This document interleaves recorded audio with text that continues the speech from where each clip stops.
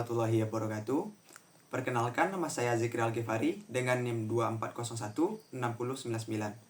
Akan menjelaskan materi tentang tataran morfologi untuk memenuhi tugas akhir mata kuliah pengantar linguistik umum yang diampu oleh Bapak Dr. Rida Hasanul Ulia, MPD. Baiklah, tanpa berlama-lama, langsung saja kita ke materinya, yaitu mengenal tataran morfologi, sebuah jelajah ke akar kata. Definisi dan lingkungan hidup morfologi. Pengertian morfologi. Morfologi merupakan cabang ilmu bahasa yang mempelajari tentang struktur kata. Ia mempelajari tentang bentuk dasar kata, bagaimana kata terbentuk, dan bagaimana makna dihasilkan dari bentuk-bentuk tersebut. Dengan kata lain, morfologi adalah ilmu yang mengungkap rahasia di balik kata-kata. Morfologi merupakan cabang ilmu bahasa yang mempelajari tentang struktur kata.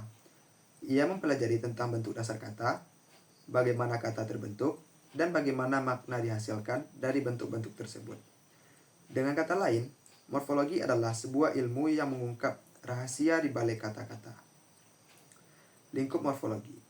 Morfologi mencakup beberapa aspek penting, seperti morfem, yaitu unit terkecil bermakna dalam kata, proses pembentukan kata, yaitu afiksasi, reduplikasi, dan komposisi, dan perubahan bunyi. Morfofonemik. Morfologi juga berperan dalam memahami makna kata dan hubungannya dengan kalimat. Morfem, unit terkecil bermakna. Morfem adalah unit terkecil dalam bahasa yang memiliki makna, tidak dapat dibagi menjadi bagian yang lebih kecil, tetap memiliki makna. Morfem bisa berupa kata utuh atau bagian dari kata. Contoh dari morfem yaitu rumah. Kata utuh bermakna tempat tinggal. Katakan, morfem yang menempel pada kata dasar dan mengubah fungsinya, seperti makan menjadi makanan, ataupun memakan. Jenis-jenis morfem. Morfem dibagi menjadi dua, yaitu morfem bebas, bisa berdiri sendiri sebagai kata, dan morfem terikat, harus dihubungkan dengan morfem lain, agar memiliki makna. Jenis-jenis morfem terdiri atas 5 jenis. Yang pertama, morfem dasar. Morfem dasar. Morfem dasar adalah morfem yang memiliki makna leksikal atau makna inti dari kata. Contohnya seperti rumah, makan, dan cepat. Yang kedua, afiks.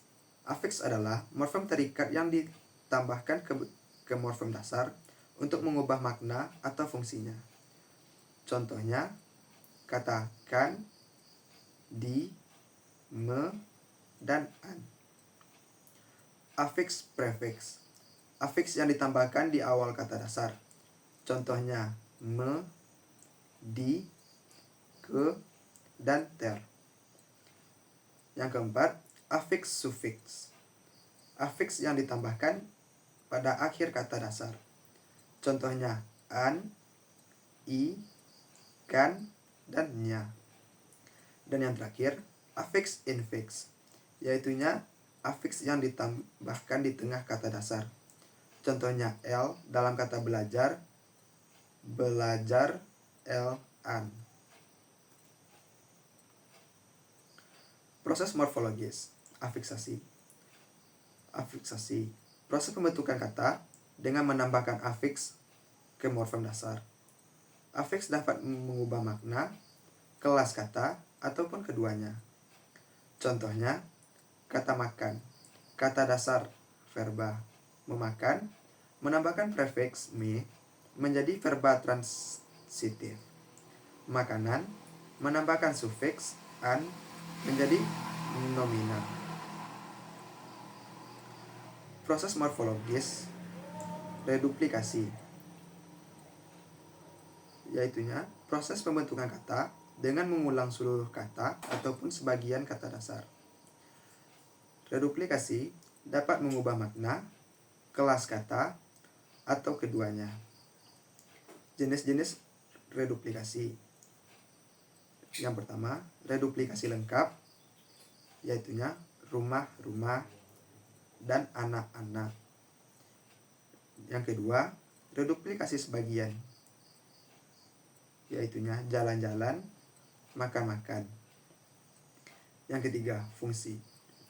Reduplikasi dapat menunjukkan makna jamak, intensifikasi, atau makna lain yang tergantung pada konteksnya. Proses morfologis, komposisi, yaitunya proses pembentukan kata dengan menggabungkan dua atau lebih morfem bebas. Hasilnya adalah kata baru dengan makna yang berbeda dari kata-kata asalnya. Contohnya, rumah sakit berasal dari kata gabungan rumah dan sakit. Air mata berasal dari gabungan kata air dan mata. Komposisi sering digunakan untuk membentuk nomina majemuk. Morfofonemik, proses perubahan bunyi. Morfofonemik yaitunya proses perubahan bunyi yang terjadi ketika morfem-morfem bergabung dalam bentuk kata. Contohnya, kata anak ditambah akhirannya menjadi kata anaknya. Penghilangan K pada kata anak ketika ditambahkan sufiks nya. Fungsi. Morfofonemik menjaga keselarasan bunyi dalam kata dan memastikan kelancaran pengucapannya. Pengaplikasian analisis morfologi. Yang pertama, membedakan makna kata. Membantu memahami perbedaan makna kata-kata yang memiliki bentuk mirip seperti jalan, kata dasar, dan berjalan, kata kerja. Yang kedua, memperluas kosakata. Mempermudah pembentukan kata baru dengan memahami proses afiksasi, reduplikasi, dan komposisi. Yang ketiga, memahami struktur kalimat. Membantu dalam memahami hubungan antara kata-kata dalam kalimat dan bagaimana makna kalimat itu terbentuk. Yang terakhir, kesimpulan dasaran. Yang pertama, penting.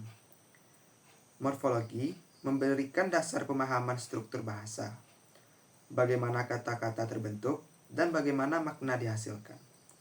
Yang kedua, aplikasi luas.